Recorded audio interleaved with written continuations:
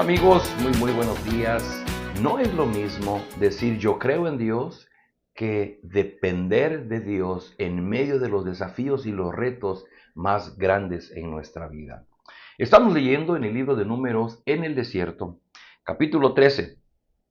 El día de ayer Dios le dio instrucciones a Moisés para que Moisés enviara exploradores a la tierra de Canaán.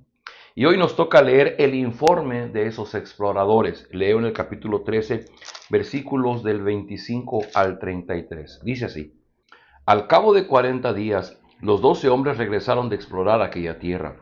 Volvieron a Cades, en el desierto de Parán, que era donde estaban Moisés, Aarón y toda la comunidad israelita. Y les presentaron a todos ellos un informe y les mostraron los frutos de esa tierra. Este fue el informe. Fuimos al país al que nos enviaste, y por cierto que allí abundan la leche y la miel. Aquí pueden ver sus frutos, pero el pueblo que allí habita es poderoso y sus ciudades son enormes y están fortificadas. Hasta vimos anaquitas allí. Los amalecitas habitan el Negev, los hititas, jebuseos y amorreos viven en la montaña, y los cananeos ocupan la zona costera y la ribera del río Jordán.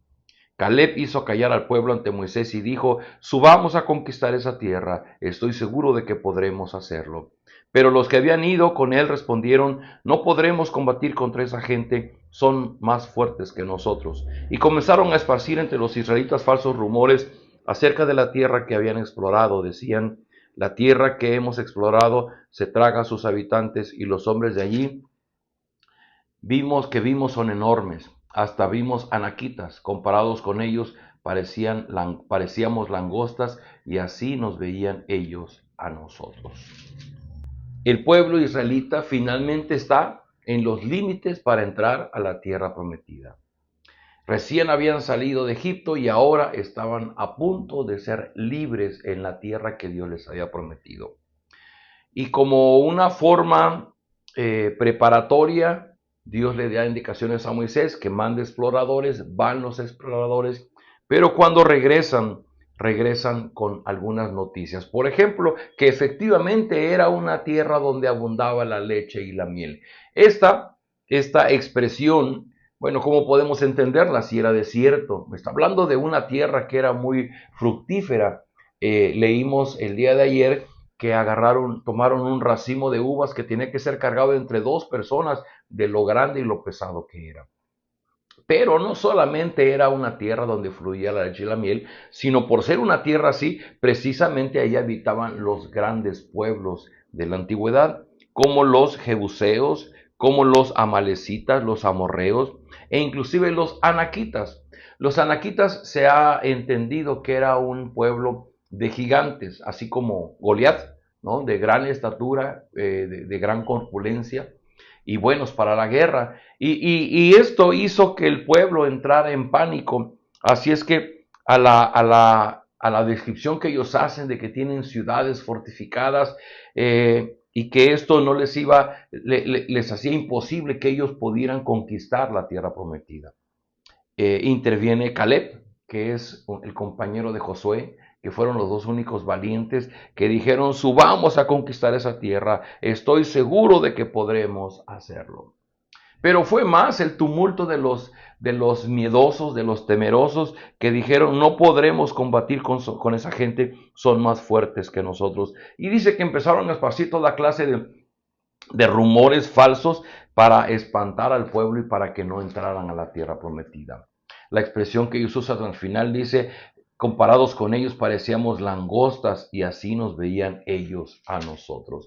Esta expresión de decir éramos como langostas y así nos veían ellos, habla de la percepción que tenían de ellos mismos. Y es que, como lo dijimos ya en un devocional, y lo dice el comentarista Matthew Henry, no es lo mismo que Dios haya sacado al pueblo de la esclavitud en Egipto que sacar la esclavitud de los israelitas.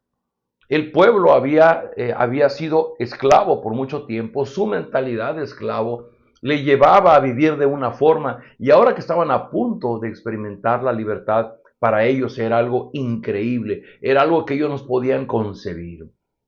Y en este proceso, ellos estaban siendo probados, porque como lo dije al principio, una cosa es decir yo creo en Dios, Y otra cosa es poder depender de Dios, experimentando su presencia y su poder en medio de los retos y los desafíos más grandes de nuestra vida. Mire, no se trataba de que el pueblo solo conquistara la tierra prometida. Dios los había liberado, Dios los había traído por el desierto, Dios había mostrado su gloria y su presencia a través de la nube, de la columna de fuego, del arca del pacto, a través del tabernáculo, a través de los sacrificios. Dios había estado presente con ellos, el alimento, las codornices que les dio, el agua de la roca, todo eso Dios les dio a su pueblo. Dios se había mostrado con ellos. Pero de pronto ellos pues no alcanzan a concebir ese Dios soberano, cómo puede hacer, puede obrar con ellos, junto con ellos, para la conquista de la tierra prometida. Y esto nos lleva a una gran reflexión en esta mañana, porque creo que hoy día a nosotros nos puede suceder que de manera general dicen yo creo en Dios.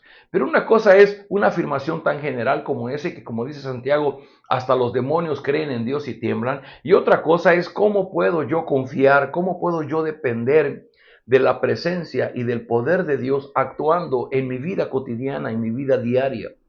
Mire, cuando una persona vive de continuo con la preocupación, con la angustia, con el nerviosismo, con el temor, es la evidencia más grande de que no está realmente confiando o está dependiendo de ese Dios soberano que está presente y que ha prometido proveer lo necesario para su vida. Aún un hijo de Dios que vive con ese sentimiento de inseguridad por sí solo o por los suyos, es porque no ha aprendido a confiar plenamente en la presencia y en el poder de Dios obrando en su vida.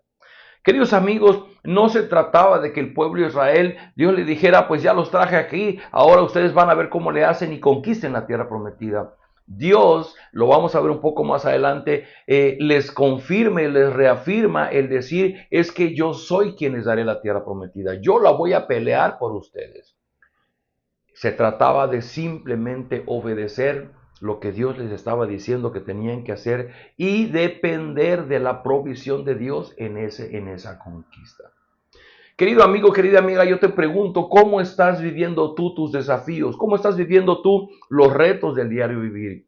¿Eres de las personas que se amedrenta? ¿Eres de las personas que entra en pánico? ¿Eres de las personas que vive en la constante zozobra, la inseguridad de qué va a pasar?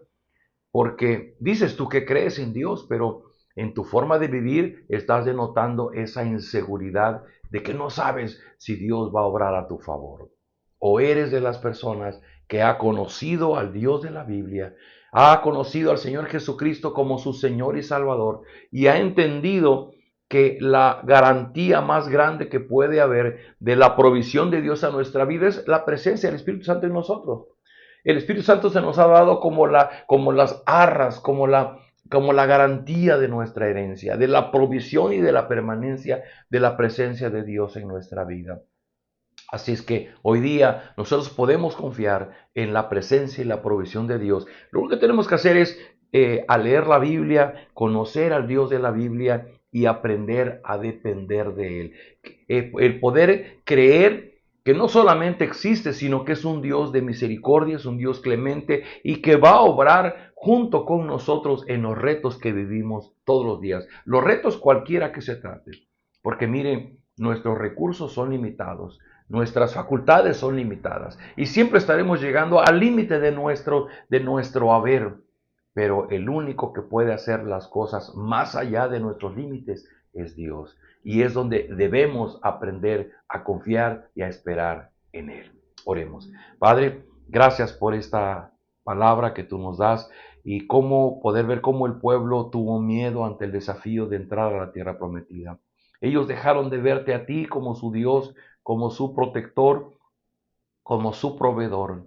Señor, y nosotros te pedimos perdón si hoy día hemos dicho solamente que creemos en ti, pero cuando se trata de las situaciones complicadas, cuando enfrentamos los retos, entonces nuestro corazón se amedrenta, nuestro corazón se llena de miedo y caemos en pánico, en zozobra, en temor, porque no podemos aprender a depender de tu amor y tu misericordia obrando en nosotros. Sabemos que la más grande evidencia de tu amor por nosotros es el Señor Jesucristo, Dios hecho hombre, para venir a estar con nosotros. Su nombre es Emmanuel, que significa Dios con nosotros. Y hoy día, aquellos que hemos creído en Cristo, no estamos solos.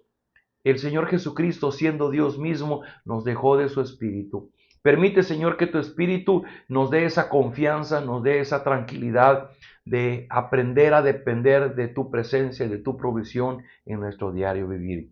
Cuando enfrentemos los grandes retos, los grandes desafíos, danos doble porción de fe para que permanezcamos tranquilos y permanezcamos valientes en los retos de la vida cotidiana. Derrama de tu gracia sobre tu pueblo, en aquellos que confían en ti, dales abundante bendición. Lo rogamos en el nombre de Jesús. Amén. Amigos, nos vemos el día de mañana.